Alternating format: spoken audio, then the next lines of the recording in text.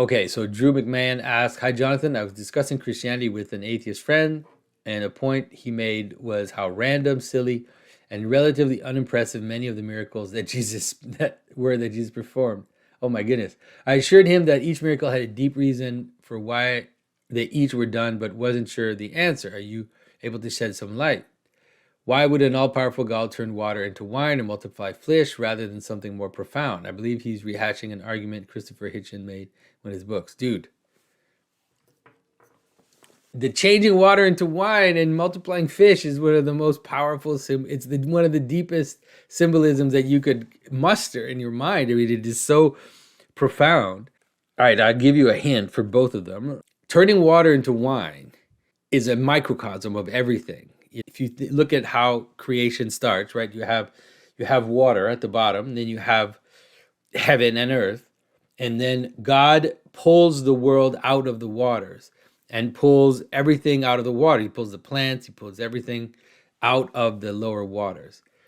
But then there's something that happens, which is that it leads to death in the fall. And so the fall is related to death, and it has to do with the end and the beginning of a world as well. So think about the fact that wine is related to the fall. I know this is hard to understand, but you have to think of it like that wine is a form of fermentation. It's a form of dying. And so that's why it becomes an image of the fall for Noah. So if you think about the falls, think about how there are different falls. Like there's Adam and Eve eating the fruit. There's Cain killing his brother.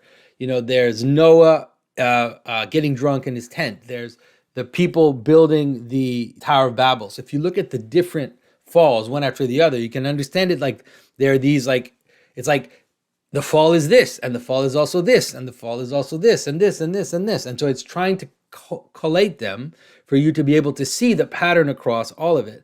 And so wine in scripture is related to the fall of Noah and his his nakedness being uncovered, and it's related to him falling asleep in his tent. And so it's related to a kind of dying. That is what wine is related to. The thing about wine is that it also has a kind of euphoric transformative aspect. It's something like it can be both the highest and the lowest, right? It's like a kind of ecstasy, you could say. There's a relationship between wine and ecstasy. There's also a relationship, that's why in the story of the changing of the water into wine, they ask, why did we wait until the end for the best wine? And so it's all these little hints trying to make you understand that changing water into wine is moving from the beginning to the end.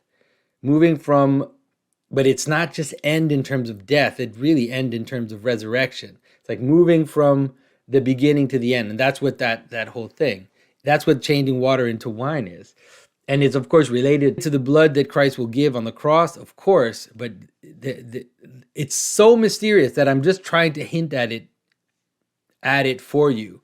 But I can't even completely bring it all together.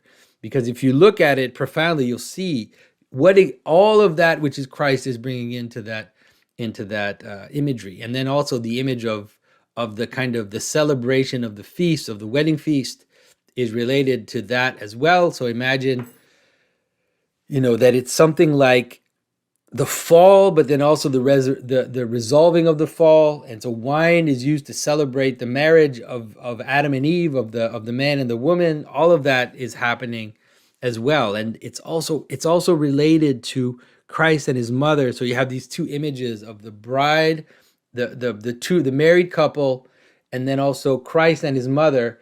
And these two are related in the story as well. Anyways, I can't get to the end of that miracle. There's just so much going on in that miracle. You have no idea. And so I'm not going to go into the miracle of the fish just because I don't want to spend too much time on this question. But it's the same with the multiplication of the fish. It's exactly the same. The multiplication of the fish is something like Christ is constantly finding the value hidden in the margin. That's what Christ is doing. And the multiplication of the fish is an example of that, where basically he pulls out of the crowd, right, the food needed to feed them, because there's not enough but he's able to kind of pull it out of the potential. So it's similar to the miracle where he finds gold in the fish's mouth, where Peter finds gold in the fish's mouth that Christ tells him to go get. And there are many other miracles that Christ does that are, it's related to the miracle of just catching the fish in the waters, right? Where St. Peter puts his net out into the waters and pulls out too much fish, like so much fish. That is what Christ is constantly doing. He's going into death and getting value back out of death.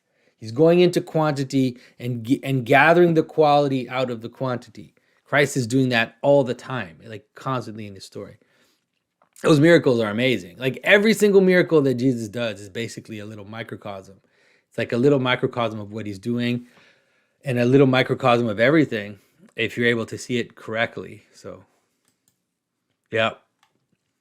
So in that case, I would say you always have to be careful casting pearls to swine. Like if you're talking to someone who just can't see it like at all, and even if you try to explain it, they can't see it, it's not worth wasting too much time on that, because what are you going to do? It's like if you can't see that the miracles of Christ are amazing, like, I don't know. It's like, can I really explain it to you? I'm not sure. All right. I don't want to make fun of your friend or anything.